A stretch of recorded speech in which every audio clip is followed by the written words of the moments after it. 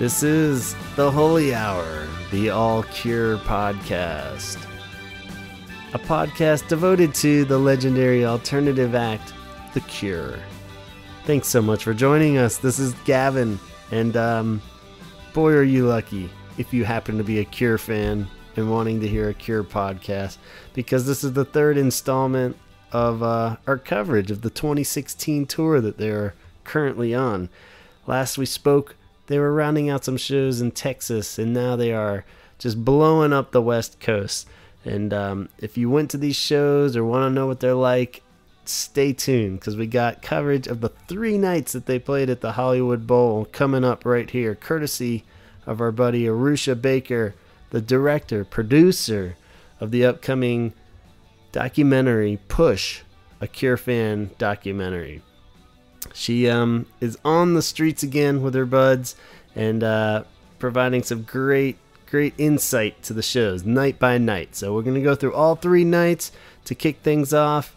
We have some coverage from a friend of hers to get the hype going. Here's a quick segment, pre-night 1 at the Hollywood Bowl. Hi, Arusha. My name is Emily. I'm 42. I'm from a suburb of Chicago, and I'm here tonight, May 23rd, at the Hollywood Bowl. It's between sets right now. The Twilight Sad just finished playing, and they're setting up the stage for The Cure. Anyway, my Cure story is that I followed them total, hardcore through high school and a little bit into college, and then I don't know what happened. I always still listened to their music, but I kind of lost touch and wasn't following them, not listening to or buying new stuff. Then I saw them at Riot Fest in Chicago 2014 and thought, oh my God, what the fuck have I been missing for the past 18 years or so? So I'm making up for lost time. I saw them at Riot Fest, like I said. Then I saw shows in Hammersmith in 2014. And I've got 7, maybe 8 shows this summer. So, oh my God, it's crazy. It's in between sets right now. The Twilight Sad just finished playing, and they're getting the stage ready for The Cure. And the people are awesome. I just saw Mama and her little baby. I mean, for real, a baby, maybe a year and a half, wearing a little tiny Boys Don't Cry t-shirt. Cutest thing ever. Total, punk mama with crazy hair. It was awesome. There's lots of crazy hair around, lots of black as you would expect, and just some totally average, everyday looking people too. The crowd seems super friendly, and everyone's kind of excited right now, just waiting. There's a lot of screaming and people meeting up with their friends and hugging each other, and oh my God, it's going to be awesome. I can't wait. All right, I'm going to go to my seat, but hope this recording is what you had in mind, and thanks so much for doing what you do. Okay, bye.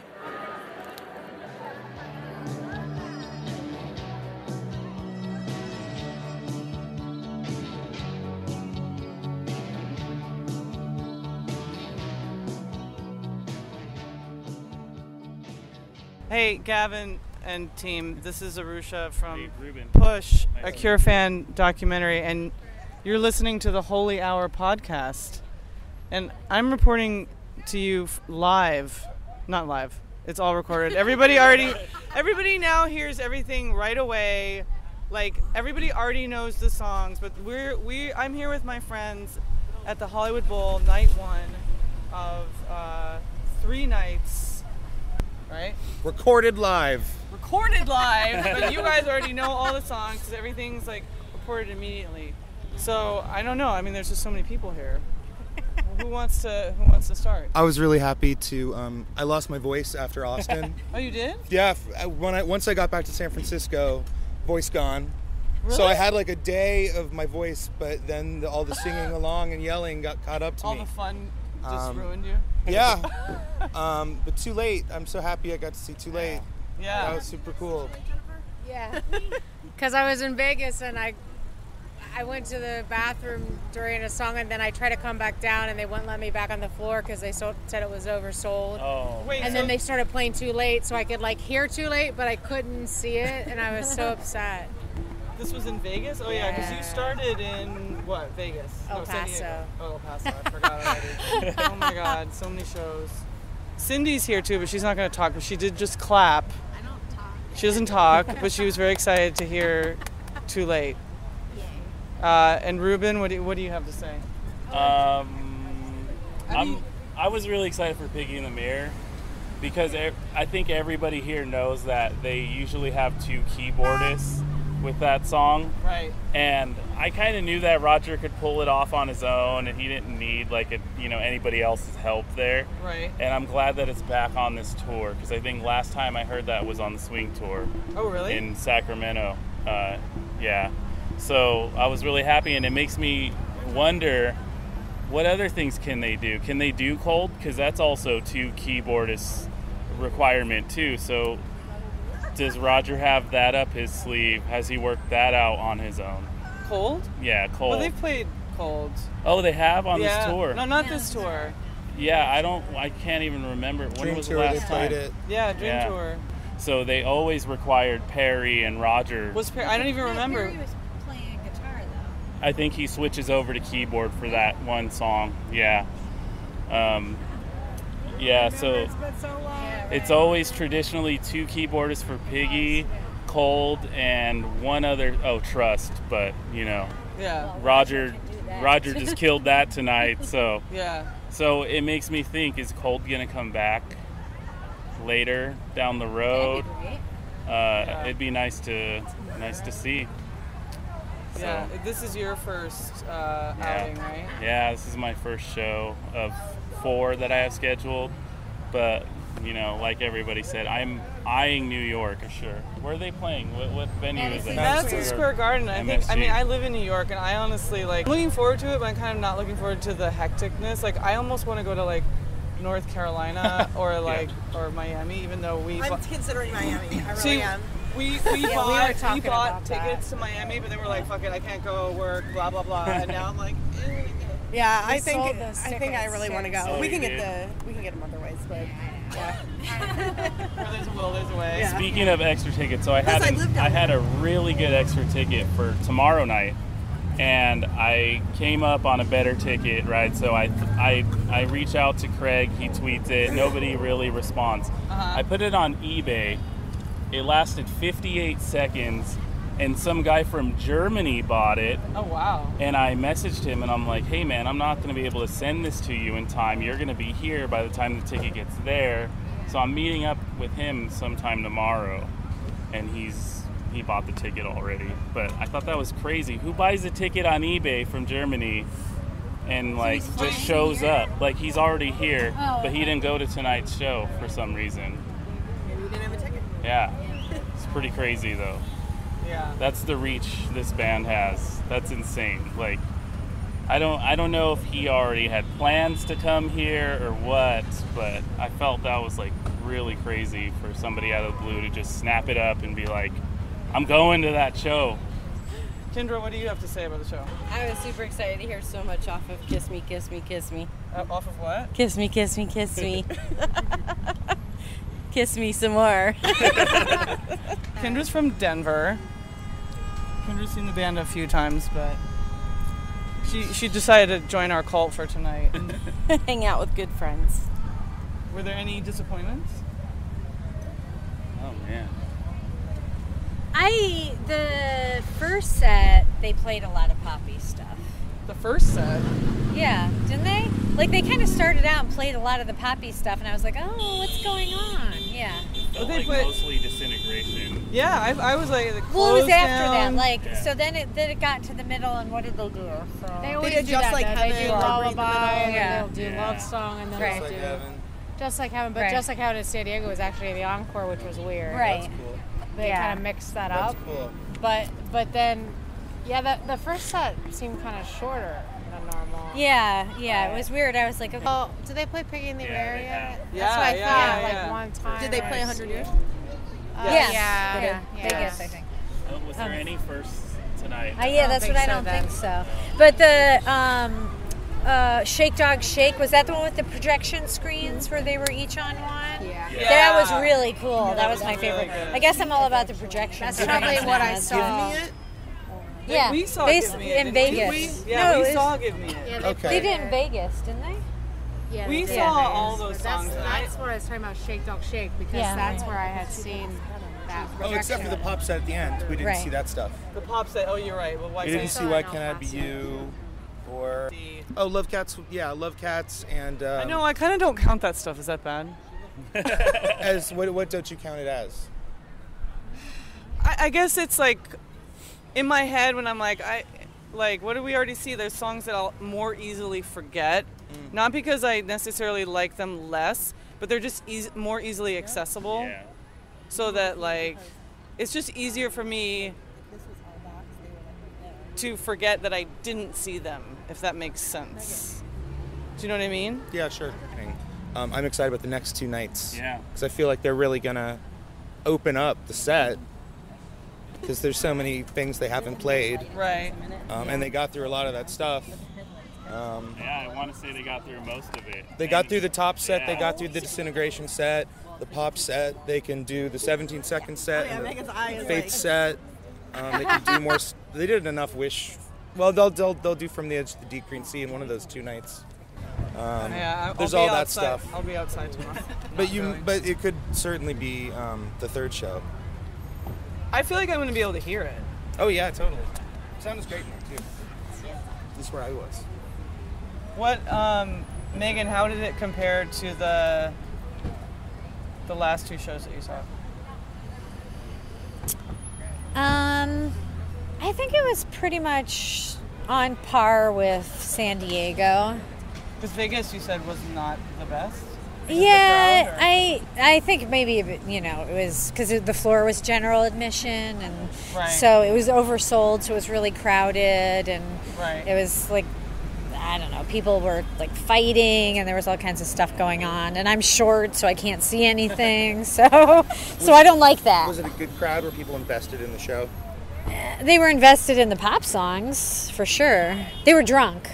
Yeah. So it was like a party Vegas crowd. crowd. Yeah, party crowd, yeah. So, I mean, I was happy to be seeing him because it was my first show of this tour, but I definitely liked these 2 shows more. What did you think about the crowd tonight?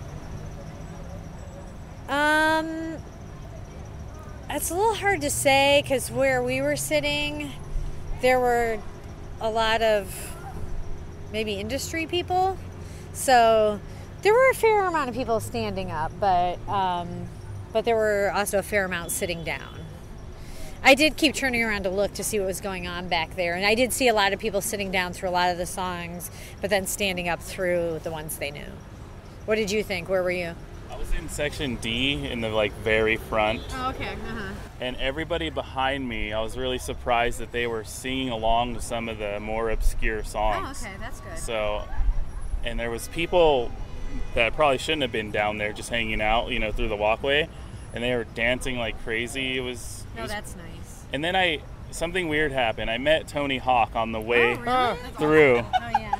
And snapped a little selfie with him, and then realized he was like a few sections down, and I can totally see him, and he was like really into the show.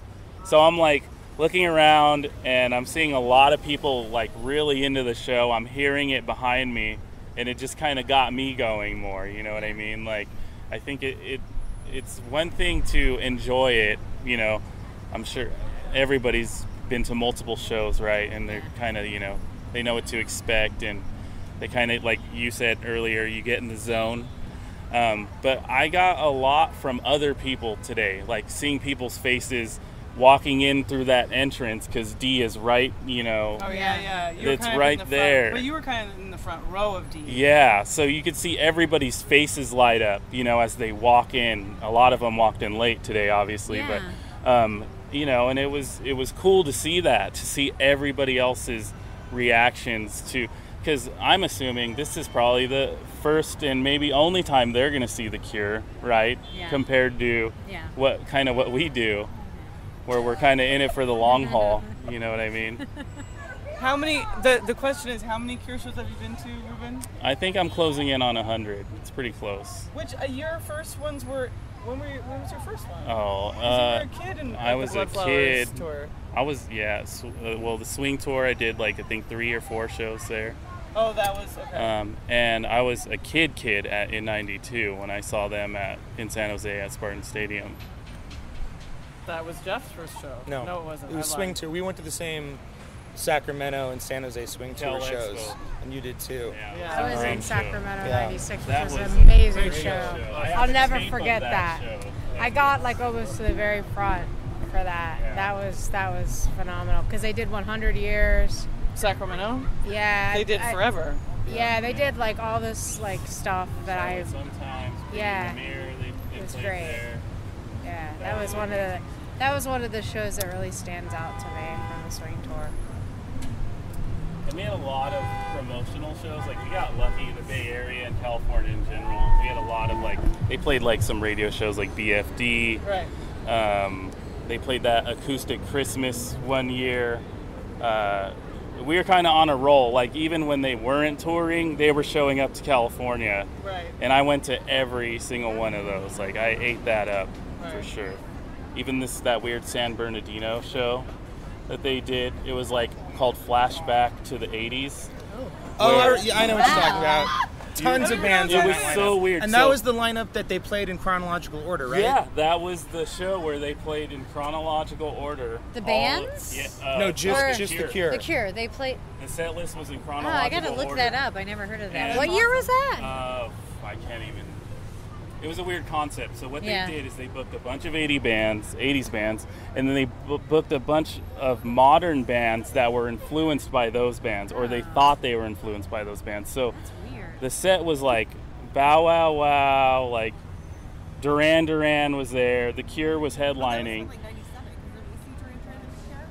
I would say it was like in the 2002. winter? Yeah. Yeah. It That was was a- one of those Christmas festivals There was in '97. That makes sense. Yeah. It was a weird show. Like Fountains of Wayne was there. Really? Interpol was there. Okay. Later, if I Yeah, remember, so it must have been, yeah. Yeah, so. I gotta look up that set list. Somehow I missed that one. It was cool. a crazy show. Huh. Crazy show. I have to say that seeing Plain Song in the daylight was weird. Yeah. It wasn't bad. It was weird. It was weird though because I feel like that's such a night song. Like that's such a like You need the smoky- lights. stars Yeah. and the sky and the not like daylight, but How many songs? They were 3 songs short of completing that Disintegration, right? Homesick, Cindy Water is You. Daisy, Prayers for Rain. Prayers for Rain. Untitled. Oh, Untitled. That's Yeah. right. Untitled. Got too Totally. late though. That makes up for 3 songs. Yeah, and then they slipped. They get a Too Late credit. in there. Yeah. I just have to say that Bob Harper from The Biggest Loser was sitting by us. Ah! And he filmed Yeah. he filmed Disintegration, which we thought was interesting. And then he left. So I don't know Yes. what that was all about, but he left after like the first encore. he filmed it like with his phone. Yeah. Yeah. He also didn't seem to be eating too healthy, but you know, not that I was paying attention. Wow. All right. Well, Gavin, unless anybody else has some input. Thank you. Oh, can we talk about Simon's crotch? At this concert, they have these little cameras that shoot up at the band members, and the one that was pointing at Simon was always, But he this kept was, coming like, up to far it and he was away. pointing right at his crotch. You couldn't see his upper body, Oh, just bad. his crotch. You didn't Somebody fucking get behind the yeah. camera and move it. Move it to like where it needs to be because that's just stupid. And this is my first show, but the mixing of his bass was amazing. Yeah, like real it was good. like punchy and just Yeah, coming it was through really the whole mix, this right? venue was very bassy. Yeah. Even when Twilight Sad was playing, when you walked in, you could feel Yeah, the like yeah. boom, boom, boom. You know. Right. Yeah. It was good. Good times. All right. So we'll see you guys tomorrow. Yeah. At night 2, Hollywood Bowl.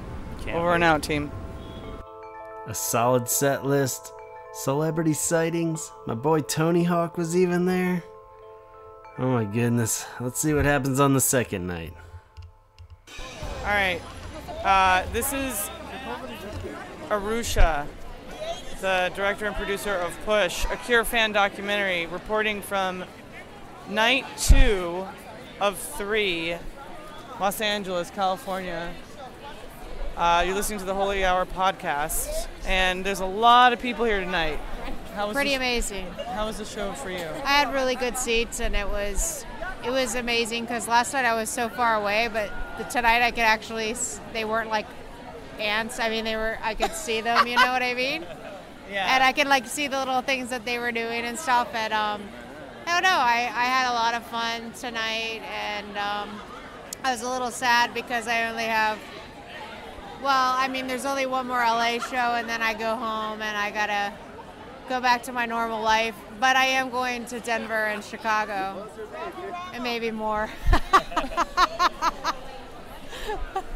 Never enough. It's never enough. Never enough. It's so weird.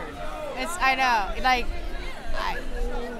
I don't know what it is. Like, it's just, kind of crazy. But one would think that, like, if it was like we were all on a nostalgia train, that the train would stop. Because that's what I keep hearing is like, well, you like that kind of music or you like that band or whatever because it was like a part of your teenage angst years. And I don't think it's as limited as that. Like their music, as I grew, their music grew with me, and I could relate it to other things in my life as I got older, you know? Yeah. It's just like a part of me. And I was thinking tonight that I spent over more than half my life like doing Cure, like going to Cure shows and doing Cure things. It's like, I don't know. That was Jennifer. We got Ruben back and Jeff, and then we have a guest star. Kathleen. There's this podcast. Kathleen's a friend of mine who first saw The Cure on the Prayer Tour in Boston. Yes. And now, what is this, number 2, number 3? I think it's 3. Number 3, and was here with me last night. And it's been a fun 2/3 so far. This was night 2 of our Hollywood Bowl experience. We are all experienced Cure fans. Yeah. I thought this was a good show. Yeah. I thought the pop encore worked much better tonight than last night. Yeah. I don't know about your audience experiences, but I was kind of around a lot of douchebags who, weren't really in it. They were excited to be there, but they weren't really ready to experience the show and really give themselves up to it. How were your audience experiences? It was almost the same thing as last night where, it was reversed. So everybody in front of me was really into the show. Cool. Really into the show. Were you further back tonight? I was pretty close. I was like 2 boxes away from the pool circle. Rad. I was right in the very front, so you must have been near me. I don't know where. I was on the other side, on the opposite side, so I was more towards Roger and Simon. Okay. And yeah, everybody behind me, it was really dead. It was like super dead. People were sitting down. I almost felt like a little bad for standing up for so long. Yeah. I tried to be considerate, but everybody in front of me was all standing and dancing, so yeah. I had no choice but to stand and dance with them. so that's where I was with how the crowd was. It was pretty dead behind me, but the crowd was pretty good. Yeah, same thing. In front of me, people were standing up. I don't care. I stand because I'm like 2 feet tall. This is Megan. Basically, I didn't care. I was going to stand and dance. I thought the crowd was pretty good, in front of me. Yeah. I feel the same way. I feel like unless there's some kind of reason that someone who needs to be able to see behind me, I'm going to stand and I'm going to dance. Because you're at a Cure show. Right. When else are you at a Cure show to dance? There were children behind me. I didn't care. They stood on their chairs. That's cool. Yeah. And they got to learn the hard way. Totally. Tough love. And when everyone stands, it's the rule. It's everyone gets to dance if they want to. Yeah. And I'd feel totally fine doing that. And I did. This was a pretty dancey set. Mm-hmm. They did a really good balance of dark material and super poppy material. I feel like that Exploding Boy pocket has been created now of diehard Cure, perfect song with a pop audience accepting. Even if you've never heard that song, you can't help but love it. Which is exciting to experience.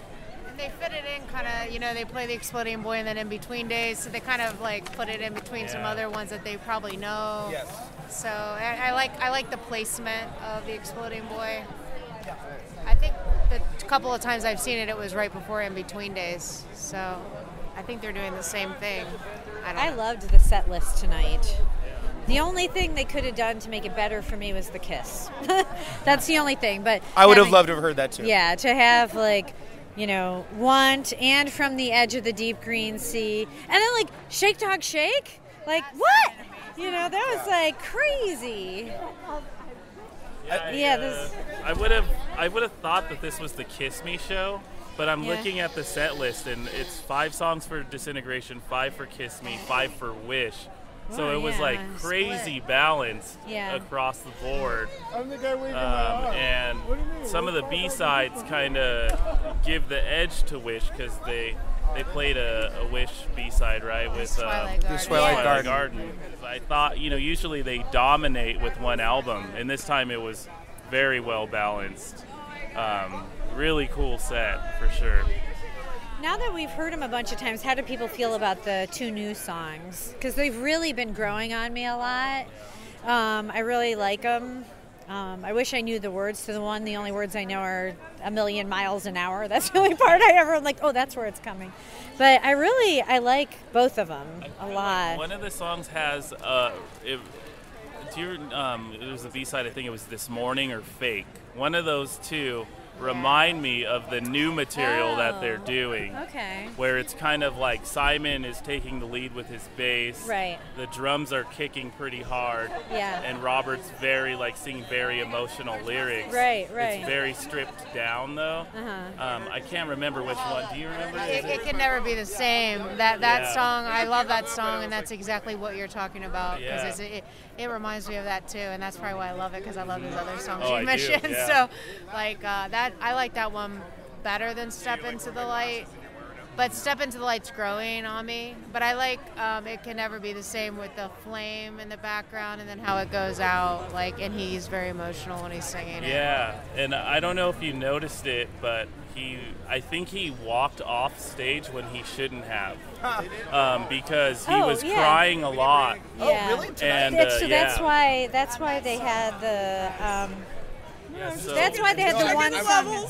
I love for you to take it. Please hold on. He was crying a lot, but what I noticed is he took off, and Roger gave him this look like, we're leaving. Encore? And he kind of locked eyes with Robert. Robert took off, and then so he left, and then the rest of the band kind of were like, we're leaving, and then they left too.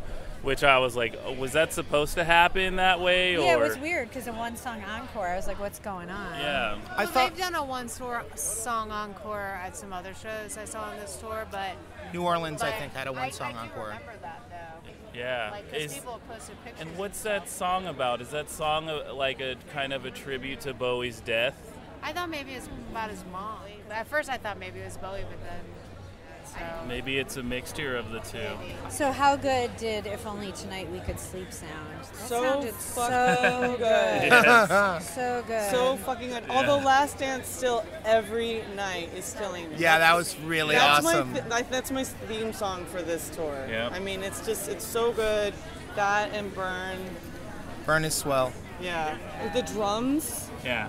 Oh, amazing. So good. Hey, doesn't Burn kind of remind you of like an updated Hanging Garden in a way? Like just the rolling drums and the bass line a little bit? I think of Sympathy for the Devil, and I feel like The Cure have established themselves as this legacy act that they're on the level now of the fucking Beatles and Stones are the Smiths and The Cure, and these guys are they're together and they're so goddamn good. That's what I think of. Yeah. I was sitting next to a woman who's worked in the industry for a long time, and after I think the first song, she was like, "Oh my God, they are so good." She couldn't believe. She said she's seen so many bands that are horrible live, and she was just totally blown away.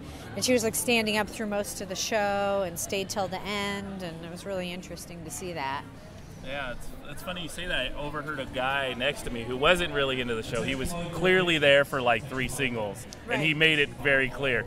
But his girlfriend or whoever was like, "Are you okay? Are you liking the show?" And he was like, "Yeah." He's like, "I can't believe how good it sounds. It sounds so full." And that was like his biggest takeaway of the night for just a casual fan, which was pretty interesting statement, I thought. If Only Tonight, I think, may have taken it tonight. Yeah, that was the highlight for tonight, definitely. My highlight was Snake Shake Pit Dog was rad. Shake.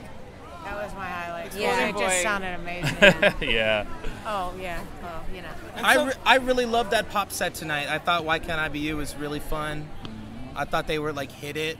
Let's Go to Bed. I hadn't seen that on this tour yet. It's fucking great. Did they?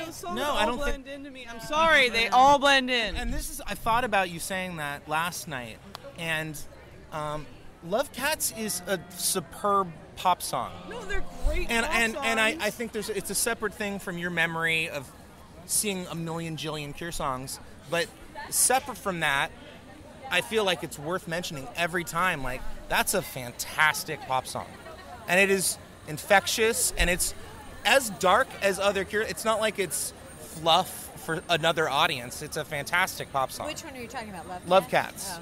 I like how they've kind of made it a little bit more loungy. Yeah. I think it works that way. It's Roger's keyboard a little bit. He's trying to put some more into it. I think they were one shy of the Mixed Up album. Oh, wow, that's awesome. What would they not... The Walk. Oh, I'd love to have heard The that, too. Walk's out, but, I mean, I'm trying to recount all No, that's true. I think everything else was there. Yeah, they did never. Can I just also say that in the beginning of the show, I wasn't going in because I couldn't afford it because I'm deciding to make a documentary. And my friends bought me tickets, which is amazing. And then in the meantime, Jeff was predicting the songs as they came on. I want to know how the hell you knew they were going to play The Exploding Boy. I predicted, 5 songs? Yes, I don't get it. I don't know. I mean, it's just kind of obvious if they started doing that Wish set. Mm-hmm. I'm rolling my eyes so far back behind my head that they just rolled back into place. I'm not the only person who thought they're doing all this Wish stuff. It's totally the set where they're going to do this Twilight Garden again. Yeah. So I guess that it makes sense. And then when they started doing that kind of, did anyone else think The Exploding Boy would play at the show? Well, I could tell as soon as before he started the song and they got the guitars, I was looking at the guitars that they had, and then they just did like one chord, and then he said, so I'm like, I know it's The Exploding Boy. Yeah, he said something about the B-sides. Yeah, so it was just like, you can kind of tell by the guitars that they pick up. That's usually what I do. I cheat and I look at the instruments at hand, and I'm like, okay, either this, or this, right? But I knew that they would play it. If they didn't play it tonight, I knew they'd play it tomorrow night. Totally. Like, they would play at one of these shows. Tomorrow's setting up for like a super interesting, like the Drowning Man dark set. Like Why do you maybe. say that though? Because they repeated so many of the same songs tonight. Because in New Orleans, like, Jeff also predicted that they would play 2 separate nights, but I thought it would be like a sort of traditional mix it up kind of, and they played every single song was different except for 6 songs. But still, out of like 30 songs in a night, it was insane. Yeah, I think the encores is what kind of made it more of a repeat night. They were trending different for a while, and then they kind of got back to what they did last night. I feel like maybe they're taking their experience from audience reaction, fan reaction, and really like rebuilding the set list. Like for me, it was great tonight. I was really happy to liked have the set repeats. list. Yeah. Like it was a very well structured set. Yeah, I'm not saying I wasn't happy. I'm just commenting. 3 shows too, so I mean, I think we're gonna get like the Drowning Man, 100 Years, and stuff like that tomorrow. Totally. 17-second set. Come back. that'd be awesome. Right, but remember, let's do a time warp. Back to when we were in New Orleans, and we were talking about maybe that by the time we got to LA, there would be 3 completely separate. Yeah. And I was incorrect. Right, I'm just saying we'll that it's see. interesting. But this is the first place they're playing 3. Get the Having a good time. Bloodflowers openers. Oh yeah, we Totally. probably I agree. definitely Out of will. this world. Absolutely. Watch it be fun. Oh wow. 39. That'd be. I'm happy to hear those. Did they play 39? They've No. I would love to hear Last Day of Summer. I didn't hear that on this tour yet. I think it's a great song. You split the crowd with Wish songs. Yeah. To me, I'm like, cool, Wish song. Even though songs like that I've heard a lot of times, but I'm never sick of A Letter to Elise. Never. High is great. like that was High. my first time to hear High on I this love tour. High, too. High is rad. Open's rad. And I could live without Open, but Open is rad. It's a great Cure song. Good intro. Reminds me of Show. Totally. When you hear Tape, it's cool. Yeah. We're at a Cure show. We're hearing Tape. One thing But he I did did play a little notice bit with after. Okay. yeah, He he played a started little- playing those harmonics. Yeah, at the very end. Which I was like, whoa, what is he doing? Just let the recording do the work, bro. But like he got on there, which I've never seen. I don't think I've ever seen that before. That's cool. Yeah, I didn't notice that. Also, I was way further back than a lot of people. I never saw crying. I never saw people leaving. Like, it's a totally different Yeah, experience it is. depending on It where you really are. is. Like, it just seemed like a really smart Cure set. It reminded me of the first New Orleans show, except they did the poppier encore. But the crowd, I felt like they read the crowd pretty well. Hungry Ghost, I liked more than I thought I would. Yeah. It was cool. It wasn't great because it's not. I mean, it's not one of my favorite songs, but Yeah, I'm not there yet. it wasn't. Yeah, me either. It didn't bum me out like I thought it would. I like it better than Sleep When I'm Dead. I'll say Oh, that. fuck yeah, absolutely. I don't. I mean, that's a great comparison because I can. If they want to play Hungry Ghost, that's cool. Right. And then it's their set list. That's a but cool Hungry riff. Ghost, no thank It's you. a cool opening riff. Like, I would have fun playing that song. I'm sure that's why Robert favors that song a little bit, is because it's probably really fun to play. But I'm getting worried because I don't want to go to the Mountain View show. But I feel like these two shows... No, I live in Portland now, and I want to skip Mountain View because we've talked about this. I really hate that venue a lot. Well, what did I tell you last night? Well, we'll get back to that in a second. But last night, what did I tell you? I said that it's a shitty venue and Yeah. it's not worth going. But now I'm thinking they're gonna play a stupid weird set list. Yeah, and now That's cool. I'm I agree with closer you. to going. I know, I agree I'm with way you. closer Do you to think going. Mountain than View I is ever was. shittier than like any other outdoor? I've Do you been think not- the acoustics are it's- bad or what? everything. It depends on where you are. Everything. If you're Okay. if you're in what are now really expensive seats, the sound is good, the view is good. If you're in the front of the lawn because you bought a lawn ticket and got there really, really early, it's a great experience. Almost everywhere else is overpriced and the sound is mediocre at best with people who aren't particularly interested. However, I feel like the way these sets have been building, like, I don't think it's going to climax tomorrow now. I think No. they're going to finish a trilogy and then do some other thing. But we could be totally wrong, and they could just kind of go back to Yeah. the kind of status quo, which is still So, great. Yeah, I mean, you're not willing to put like your neck on the line and have me I'm going have me quit my job and then Yeah. go to more shows, Yeah. right? I wouldn't for that venue, no. That's Okay. a tough venue. Okay, so Shoreline's way too big. I've been to almost every outdoor amphitheater across the U.S. That's by far like 3 times bigger than any other one. It is, yeah. The sounds, it's iffy, but when you have a professional band like The Cure, they could fix those things. You know, they can make it sound good. The other problem with Shoreline is the way they sell their seats day of or when tickets go on sale is So crooked. so crooked. They give a lot of the prime seats to the AMD Apple companies out there. I've never noticed stuff like this before.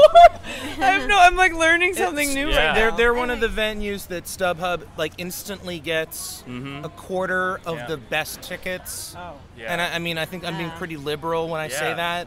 They're just historically a bad venue. There's just so much money involved in that industry there, and it's I think the end of the Bill Graham era, Yeah. and it's just there's a few people who have power, and it's like, to get political, it's like Ed Lee, the mayor of San Francisco.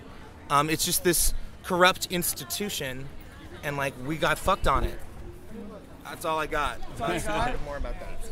I will see you tomorrow, hopefully. Yeah, Shoreline sucks. But I'm I think we're wrapping up. This is Boycott the show. This is Arusha and team. Holy Hour podcast. I can't even talk anymore. Good night. Thanks.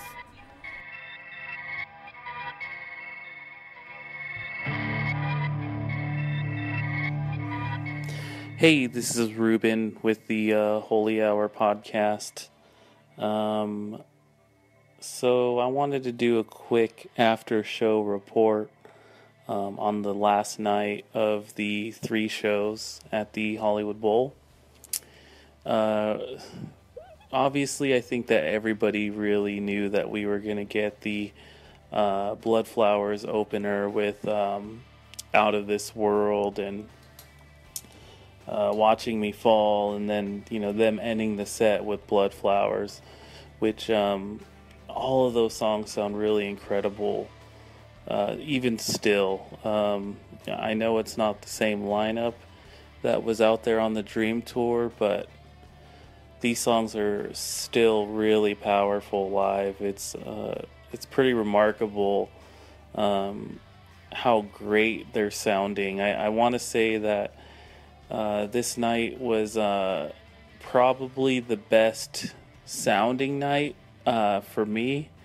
As far as like the set list is concerned, it was also really interesting because it did start out a little dark, and I thought, oh, here we go, we're gonna get maybe a Faith encore, or maybe we're gonna get a 17 Seconds encore, but that didn't happen. They really stuck to their guns, and they played a lot of pop. It seems in most of the encores, which it's a little bit surprising. I know a lot of people were pretty shocked to discover after the show ended that they did not debut a unplayed song throughout this 3-show set, which is something that I'm pretty sure everybody suspected, and it just didn't happen. And for what reason, I'm not too sure. I think that maybe they were either really liking what they were playing and wanted to revisit those songs even more because they had a good time playing them, or maybe, which it's highly unlikely, that they're at the end of the rope of their repertoire of songs. I think 73 total songs have been played on this tour, and I know they usually rehearse around 80 plus, so it looks like there's definitely room for some more unplayed debuts. Where they will be, we do not know, right? I mean, I think that's the biggest thing. If they're not bringing them out for LA, where are they going to land? And that kind of, all signs kind of point to Shoreline because it's the next show. And then after that, I believe they come to Portland or something like that. I can't really remember. Which I'll be at the Portland show. So, one thing to note that I forgot to mention the night before, I walked over to Amoeba Music in Hollywood, and they had a really cool Cure display. A lot of vinyl out there. They even had the Glove vinyl on display. I thought it was really cool of them to kind of put that tribute out there and really acknowledge that the band was in town, and kind of acknowledge their catalog, because what they had out there was, it was all of the remastered stuff, the Three Imaginary Boys. They had Entreat in there as well, on vinyl, the Glove. They had their greatest hit stuff out there. And I believe the remastered Head on the Door, remastered Disintegration. If you want to take a look at the picture that I tweeted out, you can follow me on Twitter. It's _I Shant, all one word. So ISHANT. I went ahead and tweeted that picture out to Craig over at Chain of Flowers, and turns out that Reeves saw it and favorited the picture and retweeted it and gave Amoeba kudos for doing that for the band. I think last night we were talking about how we don't like Shoreline and we don't like the venue, and I personally did not want to go to the show unless certain songs that I was looking to be played were played, and I don't think that happened tonight for me. I didn't really feel super, I don't want to say satisfied, because I'm always satisfied when I see a Cure show, but I think that I just didn't I didn't feel like I had any type of closure on this 3 night stint, and now I feel like I should go to Shoreline because the odds are more favorable for them to be debuting different or newer or older material at that show. And I'm sure I'm going to regret not going, but I think I'm going to stick to my guns and just go home and head home to Portland and see what that show has to offer me. And I'm hoping that I'll get something out of that show as well. I do. I mean, I never get tired of any songs that get played. No matter how many times I hear them, they always sound really fresh to me, which kind of reminds me of the third night. The band sounded excellent.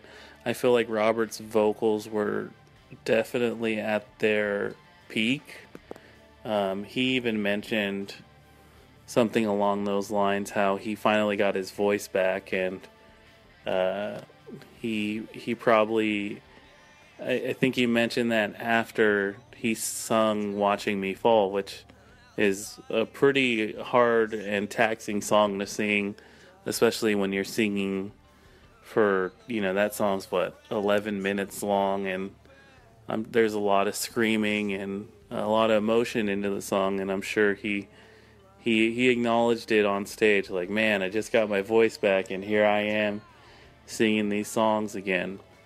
So I think that when you acknowledge something like that out loud to the crowd, you have to back it up, right? And I think that he definitely did that. He didn't really take any songs off, and by that I mean, usually he'll kind of, instead of sing, he'll take a break and he'll kind of talk it through. And if you don't know what I mean, go back and listen to Shiver and Shake live, like a recent Shiver and Shake, and he's not really singing it like he does on the album track, because he knows that it's gonna kill his voice and it's gonna exhaust him, and there's other songs to be played and sung, and so every now and then he'll kind of not really phone it in, but he won't strain himself on certain songs like that. Tonight, though, I feel like he sung every song.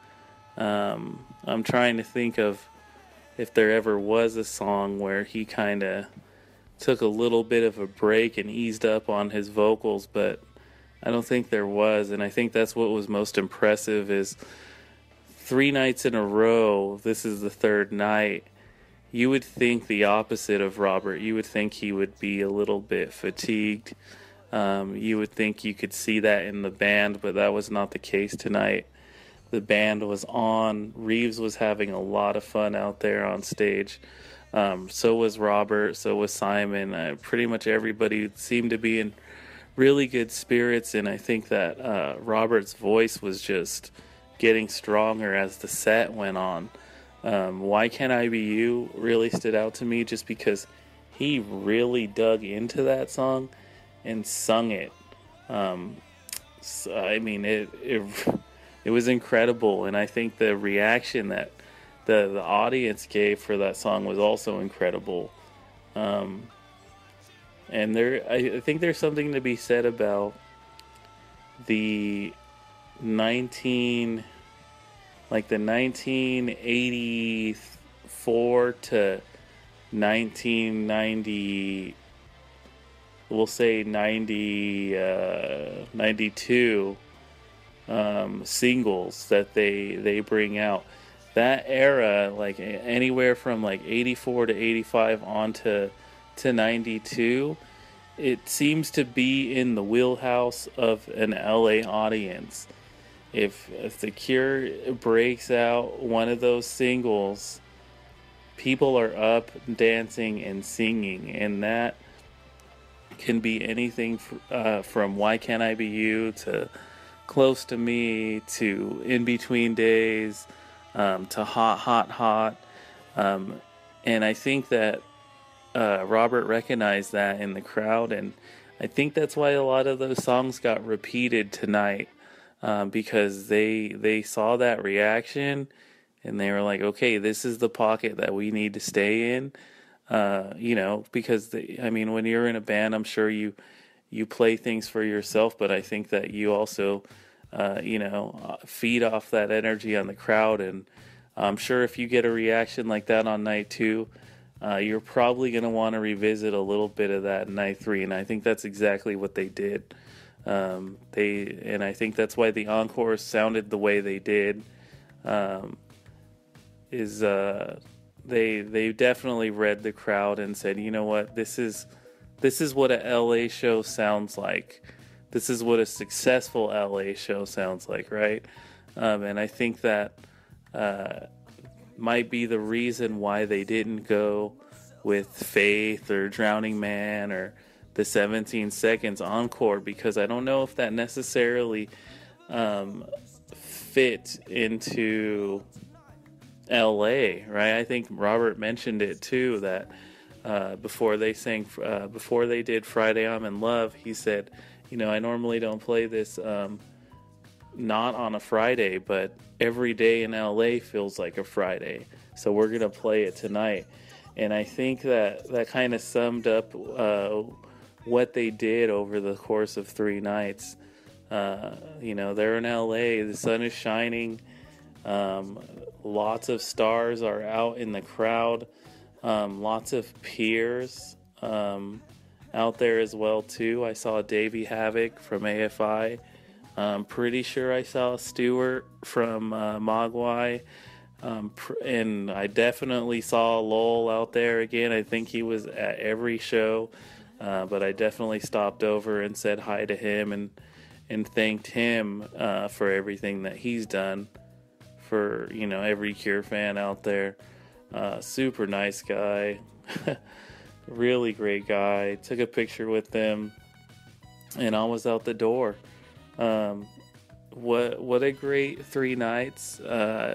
I think it was a little bit unexpected, again, that they didn't really dig deep into what we all know that they're capable of, but I just don't think it was called for. And I think that, after reflecting on it and seeing what the band, did over the span of 3 nights, I think it was right in line with what LA wanted. And I'm sure not every Cure fan in LA was looking for, the pop encores and all that stuff. But I think that overall, 90% of the crowd got what they wanted and more. And I think, looking at it as a whole, that's all everybody wants. I'm sure the band wants that, and I'm sure the everyday fan base wants that.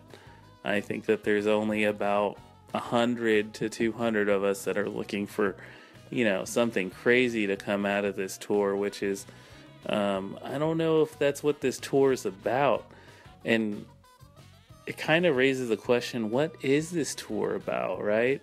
They're not promoting a new album. They have 2 new songs that they're playing. They seem very happy with those songs, but what are they doing out on the road right now? And I don't mean to say that like, why are they here? Because we love that. We love it. Every time that they come to the U.S., everybody kind of chomps at the bit, and they think about what can we see, where can we go, what types of new stories can we tell after it's all said and done. But it's just kind of a weird tour now that I think about it. What's this tour called? And should we take the liberty of naming it? I think that is something that we need to discuss a little bit in the next podcast. from start till right now, let's think of a name for this tour, because I'm pretty sure I looked at all the merchandise and I didn't see a name. All I saw is the Cure Tour 2016. So I think that might be something to think about. If you want to come up with a name, feel free to tweet it to me, _I_shan't, and we'll try to get a good discussion going. I'm really interested to hear what Arusha would call this tour, and I'll just leave it at that. Super tired, got a real early flight tomorrow. I think it's in 4 hours or something. I gotta get out of here and get back over to Portland, and that's where I'll be. I'm really looking forward to that show. I just thought it was so fitting hearing Out of This World tonight when they opened, when, that line where he says we all have to go back to real lives. I mean, that's basically what's happening with a lot of us out there. Not everybody's on a full-length tour. People got to pick and choose what they want to go to and what they want to see and why. And I chose these 3 nights in LA at Hollywood Bowl because it's a very iconic venue. It's super iconic. I love LA shows. I love LA crowds. There's tons to do out here. I needed the sunshine. I live in Portland, now full time. So it truly is like Portlandia. We don't see the sun very often. So that's a big part of the reason why I chose these 3 shows to go to, as opposed to, the 3 in New York or what have you. And those 3 shows are very appealing to me too. I think that's another place where I'll be looking forward to is the 3 New York shows to see how they differ from LA. And we'll just go from there. All right. Talking to you later. This is Ruben again for the Holy Hour podcast. Follow me on Twitter, _I shan't. Thank you.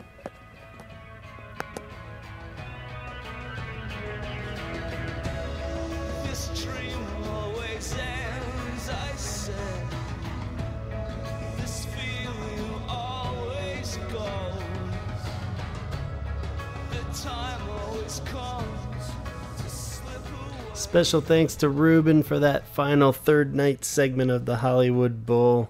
Be sure to follow Ruben on Twitter. And Ruben also comes to us courtesy of the Push Cure fan documentary that Arusha is putting together. So if you want to see more of Ruben, be sure to head on over to curefandocumentary.com and donate some cash to this project. I think we all want to see this come to life. And from there you can follow the links on Facebook and Instagram. So it's all there at curefandocumentary.com. And special thanks to Arusha again for putting all these fine people together for us. In the earlier segments there, we heard from Jeff from San Francisco again, and Megan from Chicago, Jennifer from Arizona, Bridget from Florida, Ruben from Portland, and Cindy and Kendra from Denver. So all over these fine states, we have amazing Cure fans, and just seems like a really great crew of people. And thanks so much for giving us your thoughts on these shows. It sounded like they were a bit surprising, these sets. They weren't quite the New Orleans completely different approach, but they were just more of a refined each night, and which is cool too. Just further proving that you never know what the hell's gonna happen at these Cure shows. It's getting pretty exciting. At the time of recording this, they're headed up to Portland in the Northwest there, so we'll keep trying to dish out the scoop as we get it. And for a bonus track, be sure to check out the Holy Hour Facebook page. In the comment thread of this episode, you'll find another one of Arusha's buddies, Dave, Mr. Pink Eyes himself, doing a review of the Vegas show. and didn't quite fit with the California theme of this one, so unfortunately we didn't get to squeeze it in there. But it's a video review of him reading his review of the show, and it's very awesome and really puts you in the scene, so be sure to head on over to the Facebook page to check that out. And in the meantime, thanks for listening. This is Gavin for the Holy Hour. Be sure to subscribe and leave comments on iTunes for the Holy Hour podcast. And find us on Instagram at the Holy Hour podcast. And just send me an email. This is Gavin, and my email is gavinconner@gmail.com. So thanks so much. And until next time, this has been another episode of the Holy Hour on the road 2016 tour. Talk hard.